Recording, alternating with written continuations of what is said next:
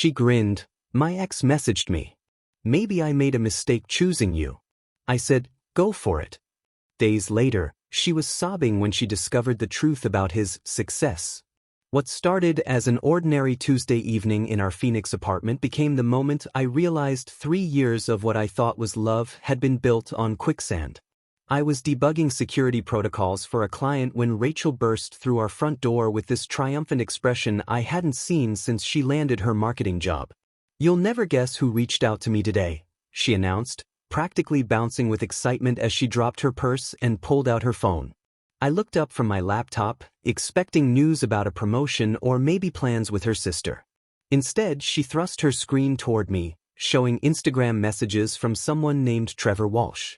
The name meant nothing to me, but Rachel's face was glowing like she'd won the lottery. Trevor from college, she explained, as if that clarified everything. Remember, I told you about him? We dated senior year before he moved to Silicon Valley. I vaguely remembered her mentioning some ex-boyfriend who'd chased tech dreams in California, but she'd never seemed particularly nostalgic about him. Now she was scrolling through his profile with the focus of someone studying for finals. The photos were impressive, I had to admit. Trevor posed next to a white Tesla in front of what looked like a glass office building, another shot of him giving a presentation to a packed conference room, and several images of a modern apartment with floor-to-ceiling windows overlooking the San Francisco Bay. His bio read, CEO and founder, disrupting tech one innovation at a time. Look at this, Rachel continued, showing me his latest post about closing a Series B funding round. He's building this revolutionary platform for sustainable energy management. Says he's already got contracts with 3 Fortune 500 companies. I studied the images more carefully, noting the professional quality of the photos and the carefully crafted captions. As someone who works in cybersecurity, I've learned to be skeptical of things that seem too polished online. But Rachel was completely absorbed, reading his messages aloud. He says he's been thinking about how different things might have been if we'd stayed together after graduation. How we could have built an empire together instead of playing it safe. That phrase hit me like a physical blow. Playing it safe. I'd been working 60-hour weeks for the past 2 years, building expertise in threat detection and network security. I'd saved enough for a down payment on a house and had been secretly saving for an engagement ring that was currently hidden in my sock drawer. Apparently, stability and planning ahead qualified as playing it safe. What exactly is he suggesting? I asked, trying to keep my voice neutral. Rachel sat down across from me, her expression suddenly serious. He wants to meet when he's in Phoenix next week. Says he has some business meetings here and thought we could catch up. She paused, chewing her lower lip the way she did when she was nervous. I've been thinking lately about whether I settled too quickly. Whether I chose security over ambition. The words hung in the air between us like smoke. 3 years together, and she was questioning the fundamental choice of being with me. I thought about all our weekend mornings making breakfast together, our evenings planning trips we'd take someday, the way she used to brag to her friends about having a boyfriend who actually knew how to fix things when they broke. You think you settled for me, I said. It wasn't a question. I think I might have. Her honesty was brutal but somehow refreshing. Look at what Trevor's accomplished in the same 4 years. He took risks, built something revolutionary. Meanwhile, we're here living in the same apartment, following the same routines, talking about maybe buying a house in the suburbs someday. I closed my laptop and really looked at her. The woman I'd been planning to propose to was sitting across from me, essentially asking for permission to explore whether she'd made a mistake choosing stability over excitement. The irony wasn't lost on me that she called my career boring when I spent my days protecting companies from sophisticated cyber attacks, but apparently preventing million-dollar security breaches wasn't as impressive as whatever Trevor was selling on Instagram. So what are you asking me, Rachel? I guess I'm asking if you'd be okay with me meeting him. Just to see what might have been. I could have fought for us. Could have pointed out that she was comparing our real, lived-in relationship to someone's carefully curated social media presence. Could have mentioned the engagement ring and my promotion opportunity and all the plans I'd been making for our future. Instead, I looked at her sitting there, practically vibrating with excitement about another man's supposed success, and realized something important. If she needed permission to explore other options, she'd already made her choice. Go for it, I said calmly. The surprise on her face told me she'd expected me to fight harder. I watched Rachel's confusion turn to relief as she processed my response, probably interpreting my calm acceptance as understanding rather than the quiet devastation it actually was. While she texted Trevor to confirm their meeting, I was already formulating a plan that had nothing to do with winning her back and everything to do with protecting myself from whatever game was being played. The next morning, I called Lisa Martinez, Rachel's former college roommate who now worked as a private investigator in Los Angeles. I'd met Lisa twice during visits, and she'd always struck me as someone who saw through people's facades with surgical precision. More importantly, she'd known Trevor during their college years and had never seemed impressed by him. Kevin. Lisa sounded surprised when she answered. Is everything okay with Rachel? That depends on how you define okay, I said, explaining the situation while walking to my car in the parking garage. Trevor Walsh is back in the picture, and Rachel seems convinced he's become some kind of tech mogul. The silence on the other end stretched for several seconds. Trevor Walsh, Lisa repeated slowly. Tall guy, brown hair, always wore those expensive watches he couldn't afford? That sounds right. Why do you ask about the watches? Because that was Trevor's whole thing in college. He'd buy convincing knockoffs and let people assume they were real. I always wondered what happened to him after graduation. Lisa agreed to meet me that afternoon at a coffee shop in Scottsdale, claiming she had some information that might interest me. When I arrived, I found her at a corner table with a laptop open and several printed documents spread out. Lisa looked exactly as I remembered, professional and focused, but there was something different about the way she greeted me. More attention, more genuine interest than I'd ever noticed before. I did some preliminary research after your call, she said, sliding a folder across the table. Trevor's been busy, but not in the way he's advertising. The documents were fascinating and disturbing. Trevor's supposed Silicon Valley success was entirely fabricated. His office was a WeWork space he rented by the hour for photo shoots. The Tesla belonged to a car-sharing service, and his apartment photos were lifted from various luxury real estate listings. Most damaging of all, Lisa had discovered Trevor had been systematically contacting his college ex-girlfriends over the past 6 months, using identical scripts about business success and missed opportunities. He's running some kind of con, Lisa explained, showing me screenshots from 3 different women who'd been approached with similar stories. The question is what he's really after. I studied Lisa as she walked me through her findings, impressed by her thoroughness and analytical approach. She'd built a comprehensive timeline of Trevor's activities, cross-referenced his social media posts with actual business filings, and even verified that his supposed company didn't exist in any corporate database. This level of investigation, I said, genuinely impressed. How long did this take you? About 4 hours. Your call made me curious, and I hate seeing good people get manipulated. The way she said good people, while looking directly at me, sent an unexpected warmth through my chest. We spent another hour discussing Trevor's likely motivations and potential next moves. Lisa suggested we document everything carefully, both for Rachel's protection and in case Trevor's activities crossed into illegal territory. As we prepared to leave, Lisa casually snapped a photo of us at the table, mentioning she wanted to remember the productive meeting. Mind if I post this? I like to share when I'm collaborating with cybersecurity professionals. I agreed, thinking nothing of it. 20 minutes later, my phone exploded with calls from Rachel. Why are you meeting with Lisa behind my back? She demanded when I finally answered. What are you trying to prove? Are you having me investigated? The paranoia in her voice was telling.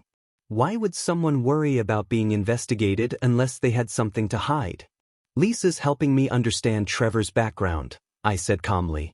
Since you're considering whether you made a mistake choosing me, I thought it might be useful to know who you're comparing me to. This is exactly what I mean about you being controlling, Rachel shot back. You can't just accept that I might have feelings for someone else. You have to dig into his life and try to find dirt. I let her vent while mentally noting how quickly she'd jumped to defending a man she hadn't spoken to in 4 years. The Rachel I'd fallen in love with would have been curious about what I'd discovered, not angry that I'd looked into it. After she hung up, Lisa texted me, "That reaction tells us everything we need to know." She's already emotionally invested in Trevor's story. I realized Lisa was right, and I also realized that our 4-hour conversation had been the most intellectually stimulating discussion I'd had in months. Rachel had been increasingly dismissive of my work lately, treating my cybersecurity expertise as mundane technical stuff. Lisa understood the complexity of what I did and seemed genuinely interested in how digital investigation intersected with traditional private investigation work. When I got home that evening, Rachel was waiting with her arms crossed and a defiant expression that made it clear our relationship had crossed a line we couldn't uncross. 3 days later, I came home early from work to find Rachel sitting on our couch next to a man I immediately recognized from his Instagram photos, though he looked significantly less impressive in person. Trevor was wearing what appeared to be an expensive suit, but I noticed the frayed cuffs and the way he kept adjusting his sleeves to hide a cheap watch.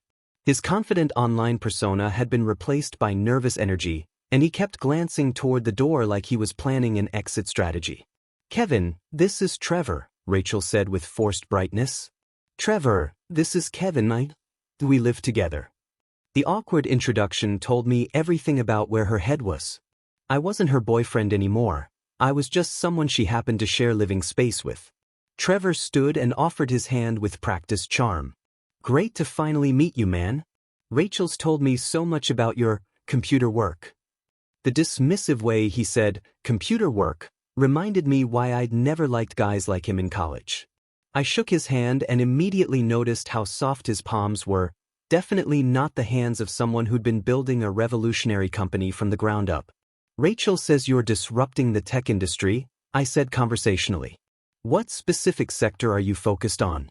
I watched Trevor's face carefully as he launched into a vague explanation about sustainable energy management solutions and blockchain-integrated smart grid optimization.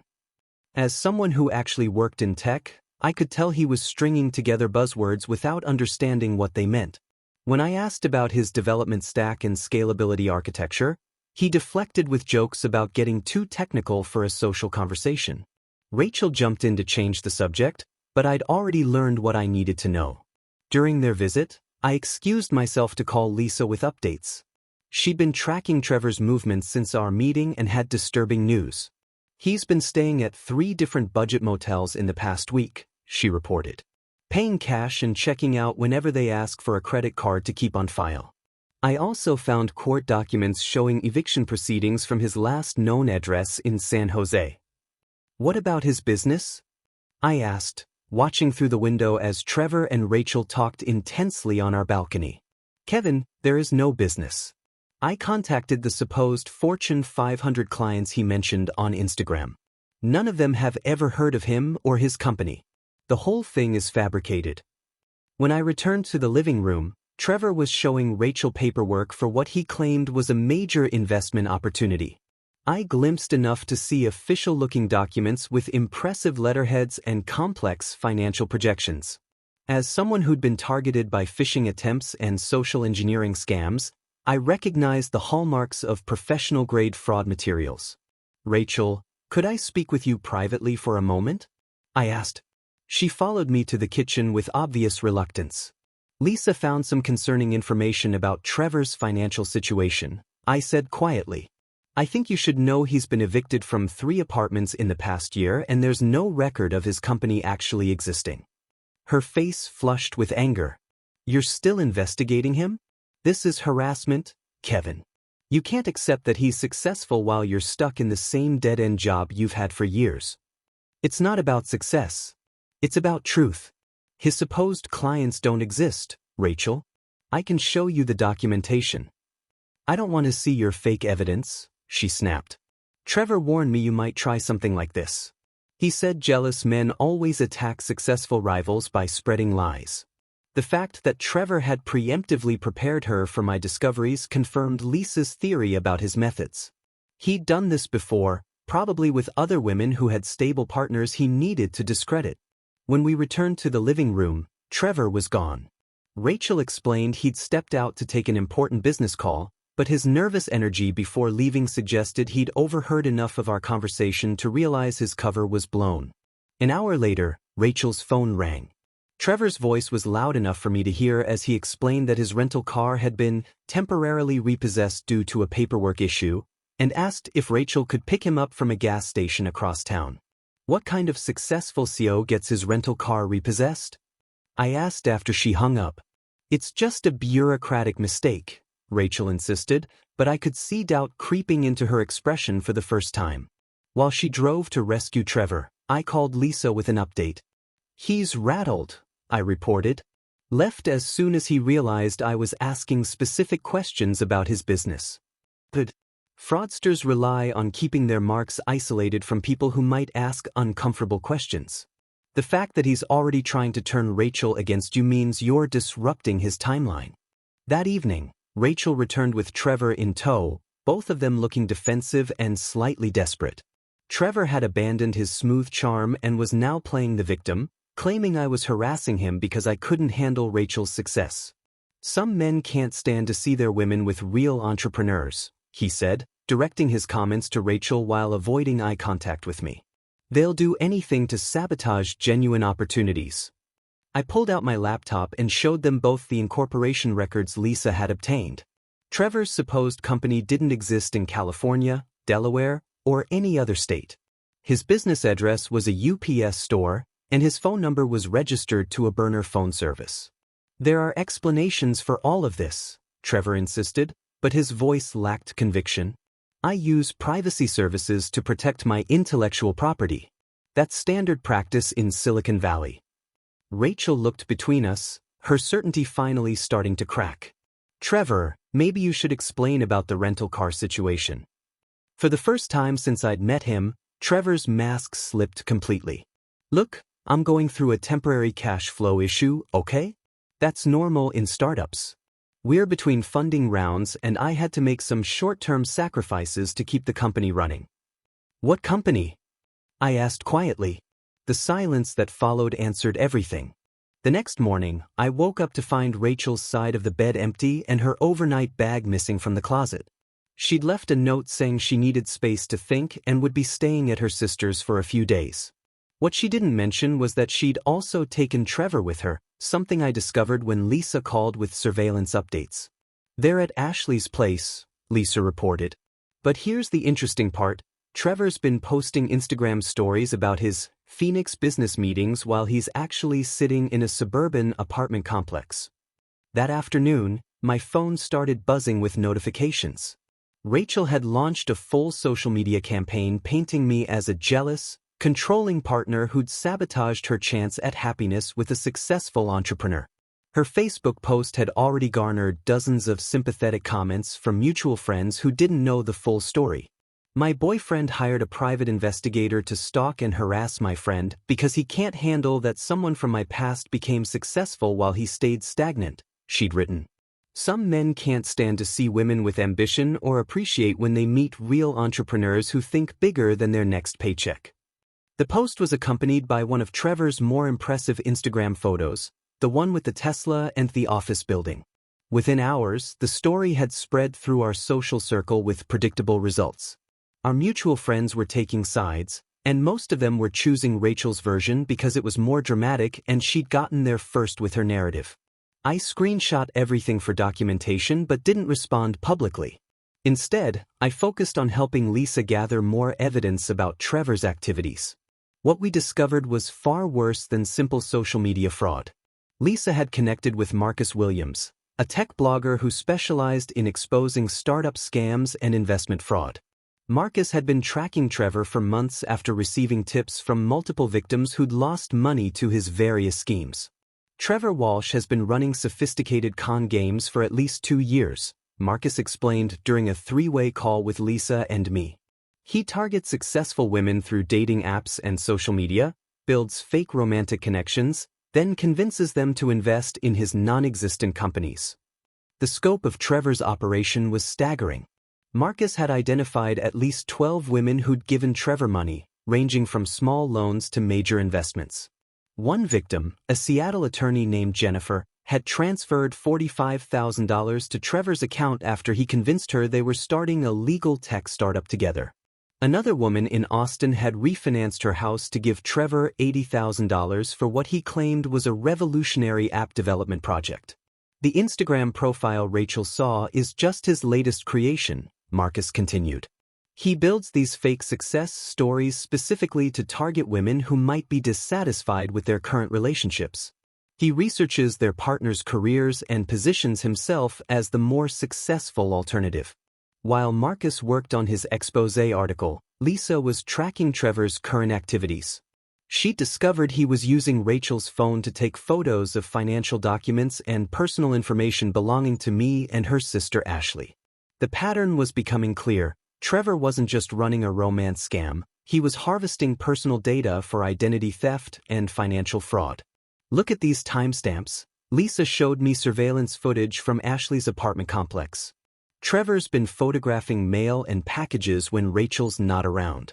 He's building profiles on everyone in her social circle. That evening, Marcus published his article, The Fake CEO Targeting Your Ex-Girlfriend, How Social Media Romance Scams Exploit Relationship Insecurities. The piece went viral within hours, generating thousands of shares and dozens of additional victim testimonials in the comments. Trevor's carefully constructed Instagram presence collapsed as people began reporting his posts for fraud and sharing Marcus's investigation. Rachel called me that night, furious and defensive. "Your blogger friend is spreading lies about Trevor online," she accused. "He's getting death threats because of this article. You've destroyed an innocent man's reputation." "Rachel, I have bank records showing Trevor took money from 12 different women using the exact same lies he told you. This isn't about us anymore. This is about protecting people from a career criminal. Those women are probably lying for attention," she insisted. Trevor explained how competitors spread false stories about successful entrepreneurs. It's called corporate espionage. The fact that she was still defending him after everything we'd uncovered told me how completely Trevor had manipulated her thinking. But the next morning brought developments that even Rachel couldn't rationalize away. Marcus's article had prompted an FBI investigation into Trevor's activities, and federal agents had traced multiple fraudulent loan applications to addresses where Trevor had been staying. When agents arrived at Ashley's apartment with a search warrant, they found Trevor's laptop containing hundreds of stolen financial documents, fake business presentations, and detailed profiles of potential victims across multiple states. Rachel was at work when the arrest happened, but Ashley called her immediately. "Rachel, you need to come home right now," Ashley said in a voicemail I later heard. "Trevor's been arrested by federal agents. They found stolen identities and fake documents in his backpack. What the hell did you bring into my house?" That afternoon, local news stations picked up the story. Trevor's mugshot appeared on television alongside headlines about romance scammer targeting Phoenix women. The contrast between his confident Instagram photos and his defeated expression in custody was striking enough that the story gained national attention as an example of social media manipulation and romance fraud. Marcus called me with updates throughout the day. Trevor's been charged with wire fraud, identity theft, and conspiracy to commit financial crimes across state lines.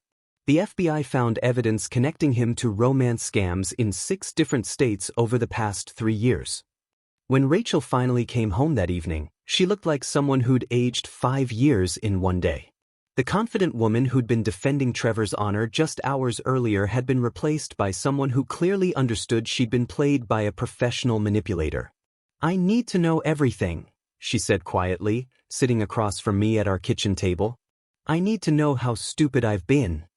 Over the next several hours, I walked Rachel through everything Lisa and I had discovered about Trevor's operation, from the fake business documents to the systematic targeting of his college ex-girlfriends. She listened in stunned silence as I explained how he'd been using her phone to photograph our personal documents and had likely been planning to use our information for identity theft and loan fraud. The worst revelation came when I showed her security camera footage from our apartment complex that Lisa had obtained through her investigation. "This is from last Tuesday when we were both at work," I said, pulling up the video on my laptop. The footage clearly showed Trevor using a copied key to enter our apartment, spending over an hour photographing documents from my home office, including tax returns, bank statements, and client confidentiality agreements from my cybersecurity work. He made copies of your house key? Rachel asked, her voice barely above a whisper. When? Probably during his first visit. It's a standard technique for professional fraudsters. They gain access to personal spaces to gather information for identity theft and financial crimes. I showed her additional footage of Trevor accessing our mailbox and photographing the contents, including pre-approved credit card offers and bank statements that could be used to open fraudulent accounts. The systematic nature of his data collection was chilling, especially knowing he'd been doing this while pretending to reconnect romantically with Rachel. Lisa traced some of the documents Trevor photographed to loan applications he filed using variations of my identity, I continued. He applied for business credit cards using my social security number and employment information. The FBI found copies of my tax returns in his possession when they arrested him. Rachel stared at the security footage, watching Trevor methodically rifle through our private documents with practiced efficiency. I gave him my phone password, she admitted quietly. He said he needed to check something about his flight back to California. He must have been copying our contact information and photographing our conversations. The scope of Trevor's betrayal was becoming clear. He hadn't just been targeting Rachel for romance fraud, he'd been using their relationship to gain access to a broader network of potential victims and identity theft opportunities. Lisa's investigation had revealed that Trevor had been building detailed profiles on Rachel's entire social circle, including her sister Ashley, her co-workers, and several of our mutual friends. Ashley's been getting strange calls, Rachel said suddenly. Credit card companies asking about applications she never filed. Trevor was in her apartment for 3 days. He had access to all her personal information too. The federal investigation was uncovering the full extent of Trevor's criminal enterprise. FBI agents had found evidence that he'd been using stolen identities to create fake business entities and apply for government grants meant for minority-owned startups. His laptop contained over 200 stolen identity profiles, fake business presentations for non-existent companies, and detailed plans for targeting specific demographics through social media manipulation. The agents said he was part of a larger network, Rachel reported after speaking with investigators. They think he was feeding stolen information to other criminals who specialized in different types of fraud. It wasn't just romance scams. It was a sophisticated operation. Marcus Williams published a follow-up article detailing the criminal network Trevor had been connected to, including connections to overseas cybercriminal organizations that specialized in identity theft and financial fraud. The story revealed that Trevor's fake CEO persona had been just one part of a larger scheme to infiltrate professional networks and harvest personal information for criminal purposes. Trevor's arrest has led to investigations in multiple states, Marcus explained during another call with Lisa and me. The FBI believes his network may have stolen identities from hundreds of people over the past 3 years. Your girlfriend inadvertently helped investigators identify patterns they've been tracking across different jurisdictions. The personal cost of Rachel's involvement became apparent when she was called in for additional FBI interviews. Agents needed to understand how Trevor had gained access to our personal information and whether Rachel had knowingly participated in any of his criminal activities. The investigation revealed that Trevor had been using Rachel's social media accounts to research potential victims and had accessed her email to gather information about her professional contacts. They asked me if I knew Trevor was photographing documents, Rachel told me after her second FBI interview. They showed me pictures he'd taken of confidential files from your work. Kevin, he photographed everything in your home office. Client contracts, security protocols, network diagrams. They think he was planning to sell corporate information to competitors or use it for ransomware attacks. The realization that Trevor had potentially compromised my client's cybersecurity through Rachel's unwitting assistance was devastating. I immediately notified my employer and began working with our security team to assess potential data breaches and notify affected clients. The investigation revealed that Trevor had been specifically targeting cybersecurity professionals because their access to sensitive corporate information made them valuable sources for criminal networks. Your ex-boyfriend wasn't just running romance scams, my boss explained during an emergency security briefing. He was conducting corporate espionage. The information he photographed from your home office could have been used to target our clients with sophisticated cyber attacks. Rachel broke down completely when she realized the full scope of what she'd enabled. I thought you were jealous, she sobbed. I thought you couldn't handle that he was more successful than you. I defended him while he was stealing from us and planning to destroy your career. The woman who'd been questioning our relationship just weeks earlier was now faced with the reality that her judgment had nearly destroyed both of our lives. But the damage was already done. Even though Rachel hadn't knowingly participated in Trevor's crimes, her social media posts defending him and attacking me had become evidence in the federal case, demonstrating how romance fraudsters manipulate their victims into isolating themselves from people who might recognize the deception. 2 weeks after Trevor's arrest, I was called into an emergency meeting with my company's executive team and legal counsel. Rachel had been desperately trying to repair our relationship, bringing me coffee every morning and apologizing constantly for her role in the security breach, but the professional consequences of her actions were just beginning. Kevin, we need to discuss the potential impact of your personal situation on our client relationships, my boss Sarah Chen explained, her expression serious. Several clients are concerned about the security of their information after learning about the data breach. I'd already provided a complete timeline of events and cooperated fully with both the FBI investigation and our internal security audit. The audit had cleared me of any wrongdoing and confirmed that I'd followed all company protocols for handling sensitive information. However, the fact remained that confidential client data had been photographed in my home office by a criminal who'd gained access through my personal relationship. We've reviewed everything with legal and cybersecurity consultants, Sarah continued. You're not at fault for what happened, but we need to address client concerns about information security. Some are requesting that their accounts be transferred to other analysts. The irony was brutal. My career in cybersecurity, built on protecting organizations from exactly these kinds of threats, was being damaged by a security breach that had occurred in my own home through my girlfriend's relationship with a criminal. 3 of my major clients had already requested account transfers, representing nearly 40% of my annual commission income. Meanwhile, Rachel was facing her own professional crisis. Her employer, a mid-sized marketing agency, had conducted their own investigation after learning about the FBI case. They discovered that Rachel had been photographing confidential client materials and sharing them with Trevor, believing she was helping him understand marketing industry trends for his supposed business ventures. They fired me yesterday, Rachel confided during one of our increasingly tense conversations. HR said I violated multiple confidentiality agreements and potentially exposed client trade secrets to corporate espionage. They're considering legal action to recover damages.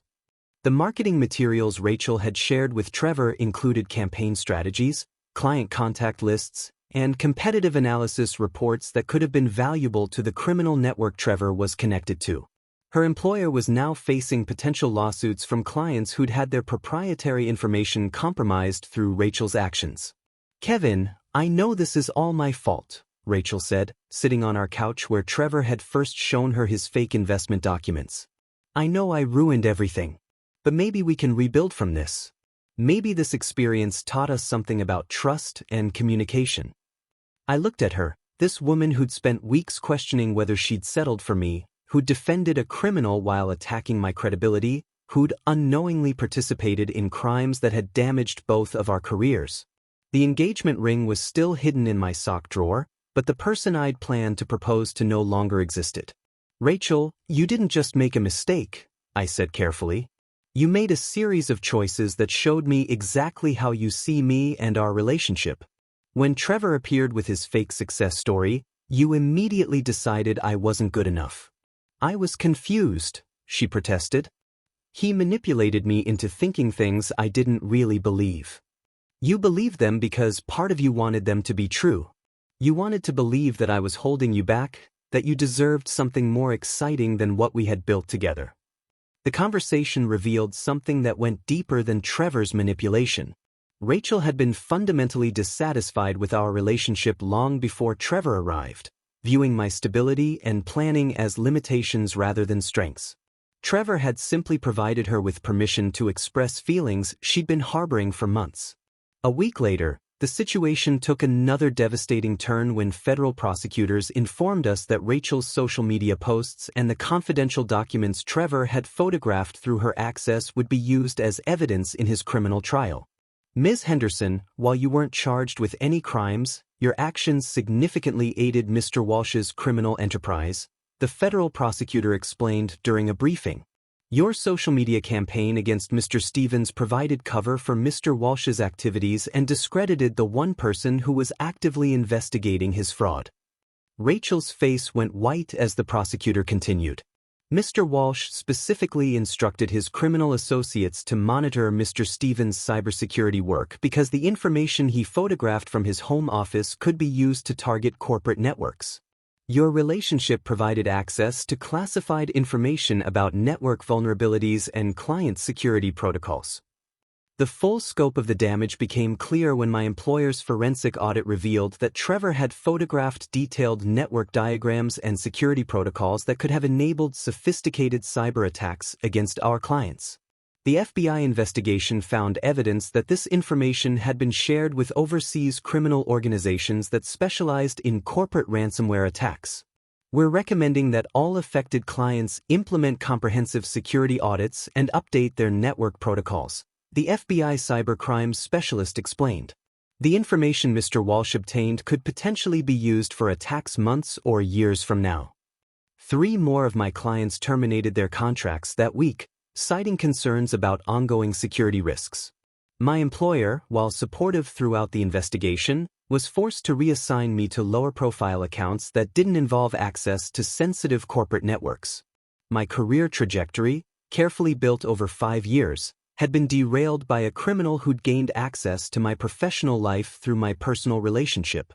Meanwhile, Lisa's investigation had uncovered additional evidence of Trevor's network that was helping federal prosecutors build cases against his criminal associates.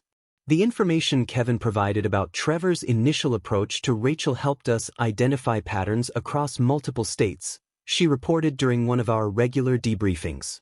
FBI agents are now investigating similar cases in Texas, Colorado, and Oregon where romance scammers used identical methods to infiltrate professional networks. What had started as a simple investigation into my girlfriend's ex-boyfriend had uncovered a sophisticated criminal enterprise that used romance fraud as a cover for corporate espionage and identity theft. The case was becoming a landmark investigation that would change how federal agencies approached cybercrime networks that targeted personal relationships to gain access to professional information. 8 months later, I was standing in the conference room of Phoenix Cybersecurity Solutions, the consulting firm Lisa and I had launched together after both of our lives had been turned upside down by Trevor's criminal network. Our company specialized in helping fraud victims recover their stolen assets and assisting organizations in implementing security protocols to prevent romance-based corporate espionage. The irony wasn't lost on me that being victimized by a sophisticated criminal had ultimately led to the most fulfilling work of my career. The Morrison Industries case is complete, Lisa announced to our team of 6 investigators and cybersecurity specialists. We recovered $280,000 in stolen funds and helped them identify the security vulnerabilities that enabled the initial breach. Our success rate was impressive because we understood both the technical and psychological aspects of these crimes. I brought expertise in network security and digital forensics, while Lisa contributed her investigative skills and deep understanding of social manipulation tactics. Together, we developed innovative approaches to tracking cybercriminals who used personal relationships to infiltrate corporate networks. The demand for our services had grown rapidly as more organizations realized how vulnerable they were to romance-based espionage. We'd consulted with companies across 12 states, helping them implement policies that protected employees' personal information while maintaining appropriate work-life boundaries. My career had not only recovered from the Trevor incident but had expanded into something more meaningful and lucrative than my previous corporate position. Kevin, the FBI wants us to present at their National Cybercrime Conference next month, Lisa said, reviewing our latest case files. They want us to share our methodology for identifying romance fraud networks that target professional information. Our professional partnership had evolved into something much deeper over the past few months. Lisa understood the technical complexity of my work in ways Rachel never had, and I appreciated her analytical approach to human behavior and criminal psychology. We'd started dating officially 3 months ago, though we'd been building toward it since the day we first met to discuss Trevor's activities. The contrast with my previous relationship was striking. Where Rachel had viewed my cybersecurity expertise as mundane technical work, Lisa found it fascinating and regularly incorporated my insights into her investigations. Where Rachel had been dismissive of my methodical approach to planning, Lisa appreciated the strategic thinking that went into building comprehensive security protocols. The Denver victim recovery case netted another $150,000, I reported, reviewing our quarterly results. That brings our total recovered assets to over $2.8 million this year. Our success wasn't just measured in financial recovery. We'd helped 43 fraud victims understand how they'd been targeted and manipulated, providing them with resources for both financial and emotional recovery. Many of our clients had become advocates who helped other victims recognize similar scams. Meanwhile, Trevor's criminal trial had concluded with a conviction on multiple federal charges. He'd been sentenced to 5 years in federal prison after pleading guilty to wire fraud, identity theft, conspiracy to commit cybercrime, and violations of the Computer Fraud and Abuse Act. The evidence Rachel's inadvertent cooperation had provided was crucial to securing convictions against 3 members of his criminal network. Marcus Williams wants to interview us for his new book about corporate espionage, Lisa mentioned, referring to the tech journalist whose initial investigation had exposed Trevor's fraud network. He says our case study about romance fraud targeting cybersecurity professionals is becoming required reading at FBI training programs. Rachel's life had taken a dramatically different trajectory. After being fired from her marketing position, she'd struggled to find equivalent work due to the confidentiality violations on her record. She'd eventually taken a retail job at a department store in Tempe, working for hourly wages that barely covered her basic expenses. Her sister Ashley had asked her to move out after learning about the identity theft attempts that had originated from Trevor's access to her apartment, leaving Rachel to find a small studio apartment she could barely afford. The civil lawsuits from Trevor's fraud victims had been more devastating than his criminal conviction. Rachel was named as a defendant in multiple cases because her social media posts had provided credibility to Trevor's fake business persona, helping him defraud additional victims after his Phoenix visit. While courts ultimately determined she'd been manipulated rather than complicit, the legal fees and settlements had consumed her savings and damaged her credit rating. She applied for a job here last month, Lisa told me one evening as we reviewed applications for a new administrative position. HR forwarded her resume with a note about the connection to our founding case. I read through Rachel's application materials, noting how she tried to position her experience with Trevor's fraud network as relevant qualifications for helping other victims. The irony was that she'd learned valuable lessons about manipulation and deception, but those lessons had come at the cost of enabling crimes against dozens of innocent people. What do you think? Lisa asked, though her expression suggested she already knew my answer. I think she needs to rebuild her life somewhere that isn't connected to the damage she helped cause, I replied. She's not a criminal, but she's also not someone I trust to work with vulnerable fraud victims. 6 months later, Lisa and I announced our engagement at the annual Phoenix Business Security Conference, where we were keynote speakers discussing the intersection of personal relationships and corporate cybersecurity. The engagement ring I'd originally bought for Rachel had long since been returned, replaced by something chosen specifically for Lisa that reflected our shared interests and values. Building security isn't just about technology, I told the audience of cybersecurity professionals and law enforcement officials. It's about understanding how criminals exploit human vulnerabilities to gain access to technical systems. Personal relationships are increasingly becoming attack vectors for sophisticated fraud networks. Our presentation concluded with case studies showing how romance fraud had evolved from simple financial scams into sophisticated operations targeting corporate networks and professional information. The Trevor case had become a textbook example of how criminals use intimate relationships to bypass traditional security measures. After the conference, Lisa and I drove to the same coffee shop in Scottsdale where we'd first met to investigate Trevor's background. Do you ever wonder what would have happened if Rachel hadn't fallen for Trevor's con? Lisa asked, sipping the same latte she'd ordered during our first meeting.